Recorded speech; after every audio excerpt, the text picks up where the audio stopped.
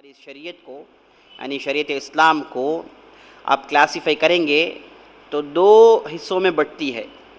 ایک ہے اصل، ایک ہے فرع، ایک ہے مین، ایک ہے برانچ. مین جس کا تعلق عقیدے سے ہے، جسے ہم اصول کہتے ہیں اردو میں، جس کا تعلق عقیدے سے ہے اور دین کے بیسک فنڈامنٹل سے ہے، بیسک فنڈامنٹل سے ہے. اور فروع وہ چیز ہے جس کا تعلق فقہی مسائل سے ہے، جس کا تعلق فقہی مسائل سے ہے.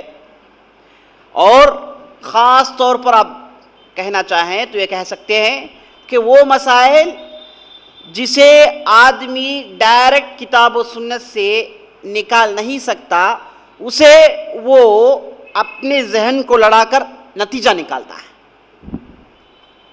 فقہ کا مطلب کیا ہے ظہیر؟ فقہ کا مطلب یہ ہے کتاب و سنت میں جو بھی باتیں بیان کی گئی ہیں واضح طور پر، اس میں کوئی شک نہیں، یہ کلین ہے. کتاب و سنت میں توحید کی بات کلین ہے، دوسرے کئی مسائل کلین صاف صاف الفاظ میں ہیں، واضح ہیں، تصریحاً آئے ہیں. لیکن بعض ایسے مسائل ہیں جو بعد میں پیش آتی ہیں یا پھر پیش آتی رہیں گی، جو ڈائریکٹ کتاب و سنت میں موجود نہیں ہے. ویسے صورت میں جو کتاب و سنت کا ماہر ہوگا، جو کتاب و سنت کا علم حاصل کیا ہے، وہ اپنے ذہن کو لڑا کر جو مسئلہ آیا ہے اسے کتاب و سنت میں سے نکالے گا. یہی ہے فقہ. تو ایسے چیزوں میں اختلاف ہو سکتا ہے. بات اوپر سے جا رہی ہے شہزاد بھائی، بات سمجھ میں آئی نہیں آئی؟ ہماری شریعت کی دو قسمیں ہیں، ایک ہے اصول، ایک ہے فروع. اصل چیز جس کا تعلق عقیدے سے ہے اور دین کے فنڈامنٹلز ہے. کیا مطلب دین کے فنڈامنٹلز کا؟ پانچ وقت کی نماز، حج، روزہ، زکوٰۃ، یہ دین کے فنڈامنٹلز میں سے ہے. اس میں بھی اختلاف آدمی نہیں کر سکتا. جی. ایک ہے فروع یعنی برانچز، جس کا تعلق فقہ سے ہے. اور فقہ کیا ہے؟ فقہ کیا ہے؟ جو کتاب و سنت میں ڈائریکٹ نہیں ہے اسے کتاب و سنت کا ماہر اپنے ذہن کو لڑا کر اس مسئلے کا حل اسے نکالے گا. جی، اسی کو فقہ کہتے ہیں. تو یہ جو اپنا ذہن لڑانا ہے، اس میں کیا ہے، ڈفرنٹ آف اوپینینس ہو سکتے ہیں، مختلف سوچیں ہو سکتی ہیں. تو اس صورت میں کیا ہو جائے گا، ڈفرنٹ آف اوپینینس، مختلف رائے آنا لازمی ہے. ٹھیک ہے. تو کل ہم نے دیکھا کہ اصول جس میں اختلاف کی گنجائش نہیں، ہمارے اسلاف میں اس میں 98% اختلاف نہیں.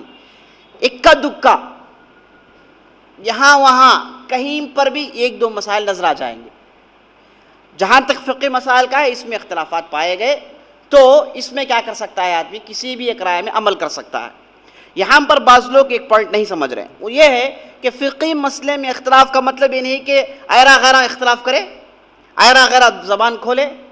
اختلاف کس کا ہونا چاہیے، کس کا اختلاف معتبر ہے، وہ بات چل رہی ہے. اختلاف علماء کا معتبر ہے اور علماء کا بھی کتاب و سنت سے دلیل صحیح طور پر پیش کی جائے، وہی اختلاف کنسیڈر کیا جائے گا.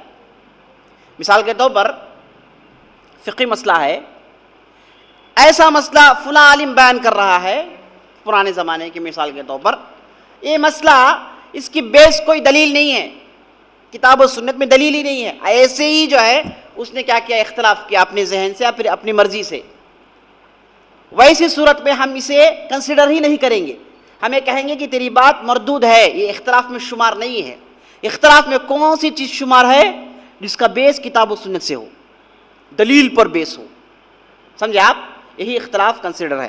بہرحال بات جو ہے علمی ہوتی جا رہی ہے، لیکن سمجھ لیجیے اتنا یہ ہے کہ اختلافات، ہر اختلافات قابل قبول نہیں ہیں. فقہی مسائل میں کوئی آدمی کچھ کہے قابل قبول ہے اور اس کے ڈفرنٹ آف اوپینین کو ہم کنسیڈر کریں گے نہیں. کسی کی بھی رائے، کسی بھی شخص کی رائے اگر ہم اسے قابل اعتبار سمجھنا ہے تو ہم اس کی دلیل کو دیکھیں گے. سمجھے آپ؟ جی. اگر دلیل میں ہے، کتاب و سنت میں اس کا بیس ہے تو قبول کی جائے گی، بیس نہیں ہے تو رد کر دی جائے گی. بس سمجھ میں آئی؟ ٹھیک ہے.